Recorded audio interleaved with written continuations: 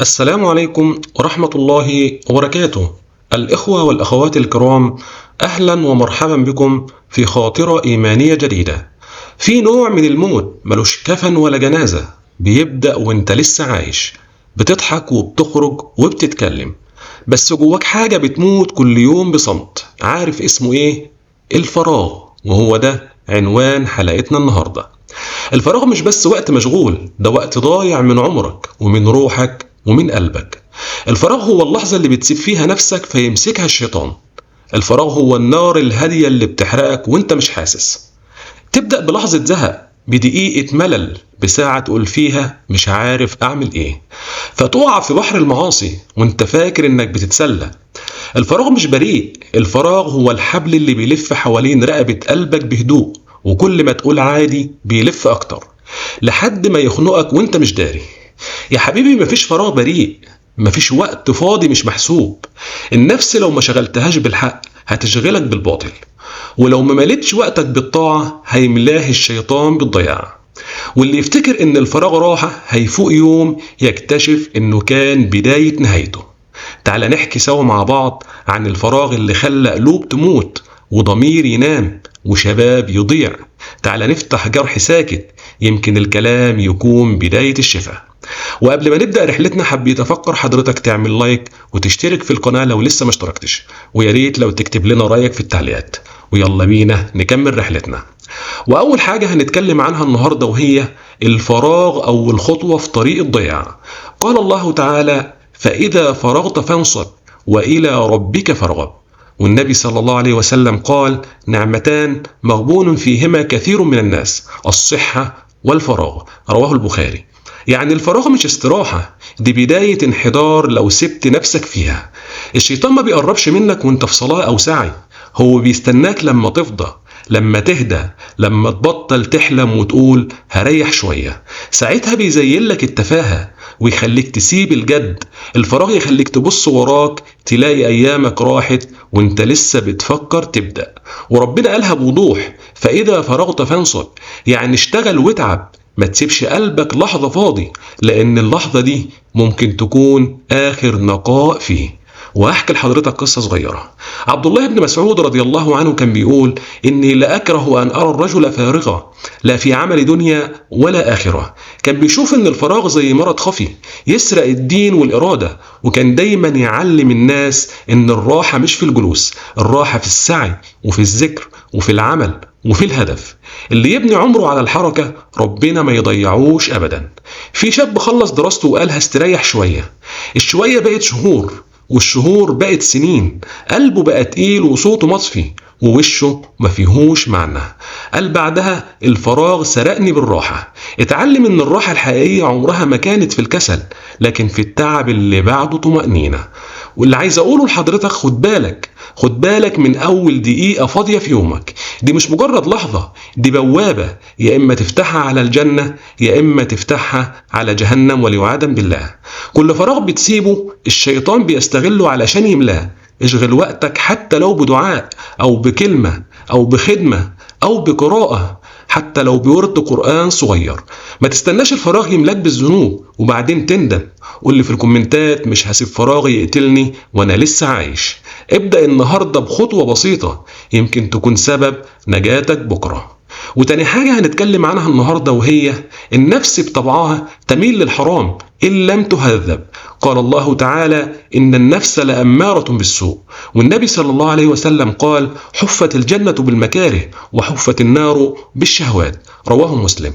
يعني النفس مش ملاك، هي ساحة معركة بينك وبين الشيطان. لو سبتها من غير ضابط هتجرك ناحية الشهوات والمعاصي، ولو ما شغلتهاش بالحق هتشغلك بالباطل. الفراغ بيغذي النفس بالكسل، وبالكسل تبدأ تنجذب للحرام. والخطر الحقيقي مش في الذنب نفسه ولا الذنب اللي بتعمله، الخطر ان الذنب يبقى عادة، والعادة تبقى طباع، ومن ساعتها مفيش حاجة اسمها ذنب صغير. وأحكي لحضرتك قصة صغيرة. قال يوسف بن أسباط: جاهدت نفسي 40 سنة حتى استقامت. عارف يعني ايه 40 سنة؟ حرب يومية مع النفس. كان بيخاف من دقيقة فراغ أكتر من ساعة تعب، لأن الفراغ يوقظ الشهوة، والشهوة تميت القلب. وقال مرة: من ترك نفسه ساعة بلا عمل فتح لها بابا من أبواب جهنم. كانت دي قاعدته في الحياة: اشغل نفسك بالطاعة قبل ما تشغلك بالهلاك. في فتاة كل ما تحس بملل تفتح الموبايل وتهرب، شوية فيديوهات، ضحك بسيط، بس بعدها كآبة وفراغ أكبر، لحد ما كتبت: نفسي أرجع أستمتع بالصلاة زي زمان. الفراغ سرقها من ربنا بهدوء، لحد ما فاقت وقالت بعدها: أنا كنت بدور على راحة في الغلط، والراحة كانت في سجدة. واللي عايز أقوله لحضرتك: النفس مش بتزهق من الطاعة، النفس بتخاف منها لأنها بتكشف حقيقتها. وكل مرة تسكت ضميرك بكلمة مش وقته، انت بتقتل جزء من نورك. اللي سايب نفسه فاضية كأنه بيقول للشيطان: تعال ربيني بطريقتك. خليك دايما يقظ، سيطر على نفسك قبل ما هي تسيطر عليك. قول لي في الكومنتات: هقاتل نفسي وههزم فراغي قبل ما يبلعني. كل دقيقة مقاومة عبادة، وكل تعب في تهذيب نفسك أجر مكتوب عند ربك. وتالت حاجة هنتكلم عنها النهاردة وهي الفراغ بوابة الشهوة وموت الضمير. قال الله تعالى: أفرأيت من اتخذ إلهه هواه. والنبي صلى الله عليه وسلم قال: الكيس من دان نفسه وعمل لما بعد الموت. رواه الترمذي. يعني الفراغ هو المدرسة الأولى للشهوة. النظرة اللي تقول عنها مش مهمة هي أول خطوة. اللمة اللي تقول كل الناس كده هي أول انحدار. كل عادة سيئة بدأت بلحظة فراغ، بحس إنك عايز تسلي نفسك، بس الحقيقة انت بتسلي شيطانك. الفراغ يخلي الشهوة تنمو فيك كمرض صامت، تعيش بيه سنين لحد ما تكتشف انك بقيت عبد الهواك. واحكي لحضرتك قصة صغيرة. الحسن البصري كان بيقول: النفس ان لم تشغل بالطاعة شغلتك بالمعصية. كان بيخاف من الفراغ اكتر من المرض، وكان بيقول لتلاميذه: الفراغ يميت القلب كما يميت الصدأ الحديد. فكان لا يترك ساعة تمر إلا وفيها عبادة أو علم أو نفع للناس. وكان دايما يقول: من شغل قلبه بالله نجاه الله من كل فتنة. في شاب بدأ يدخل مواقع محرمة بدافع الفضول. قال: كنت بفتكر نفسي بلهو وبلعب، لكن كنت بهدم نفسي. الفراغ خلى نفسه ملعب للشهوة لحد ما فقد السيطرة. بس لما تاب بكى وقال: ربنا رجع لي قلبي بعد ما كنت فقدته. الفراغ كان قبره، والطاعة كانت بعثة القلب من جديد. واللي عايز أقوله لحضرتك: مفيش لذة في الحرام غير لحظة، لكن وجعها بيعيش سنين. كل ذنب بتعمله في فراغك بتملاه ندم لما تكون لوحدك بالليل. اشغل نفسك قبل ما تنام بذكر أو بدعاء أو بتسبيح. اعرف إن الشهوة هتروح، بس أثرها مش هيتمسح بسهولة. قول لي في الكومنتات: هسد باب الشهوة قبل ما تحرق قلبي. الفراغ اختبار، واللي يعديه بيطلع منه بقلب أقوى وأنقى. ورابع حاجة هنتكلم عنها النهاردة وهي: املأ فراغك بما يحيي قلبك. قال الله تعالى: ألا بذكر الله تطمئن القلوب. والنبي صلى الله عليه وسلم قال: من أحب أن يبسط له في رزقه وينسأ له في أثره فليصل رحمه. رواه البخاري. يعني اللي بيشغل وقته بالله عمره ما يحس بالضياع. كل لحظة ذكر بتردك من التوهان اللي كنت عايش فيه. كل ركعة بتطهرك من سم الغفلة. الطاعة مش بتاخد منك وقت، الطاعة بتديك عمر. اشتغل على نفسك، على روحك، وكمان اشتغل على آخرتك. املى فراغك باللي يوصلك مش باللي يضيعك. وهحكي لحضرتك قصة صغيرة. عمر بن عبد العزيز كان بيقول: ما ارتحت إلا في عمل صالح. حتى وهو حاكم كان بيسهر الليل يكتب للولاة نصائح، وقال: لو تركت نفسي ساعة لفسدت. هو عارف إن الطاعة مش وقت فراغ، إنما الطاعة حياة بتسندك وسط فوضى الدنيا. شاب كان فاضي دايما، مكتئب، حاسس إن عمره بيضيع. قرر يبدأ يزور دار أيتام كل جمعة. بعد شهر قال: كل ابتسامة منهم رجعتني للحياة. الفراغ اتحول لبركة، لما اتملى بخير اتبدلت حياته كلها.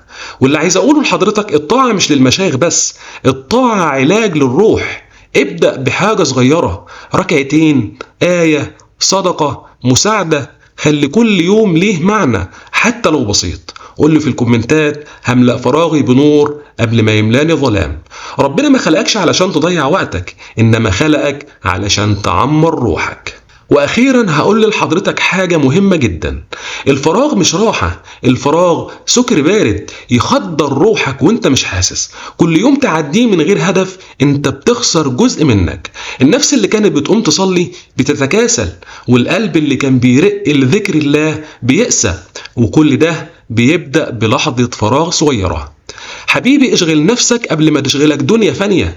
اشغلها بخير أو بذكر أو بعمل أو بأي حاجة فيها حياة.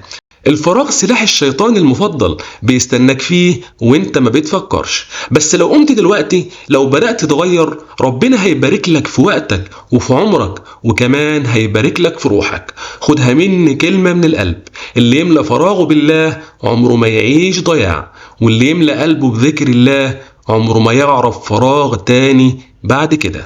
وأخيرا أدعو الله: اللهم لا تترك لنا فراغا إلا في رضاك، ولا وقتا إلا في طاعتك، ولا قلبا إلا عامرا بذكرك. اللهم اشغلنا بما ينفعنا، واصرف عنا ما يلهينا. اللهم اجعلنا من الذين إذا فرغوا عملوا، وإذا تعبوا شكروا، وإذا ضلوا عنك عادوا إليك. اللهم اجعل وقتنا بركة، وأيامنا طاعة، وأعمارنا في رضاك. اللهم لا تجعل فراغنا حسرة علينا يوم نلقاك.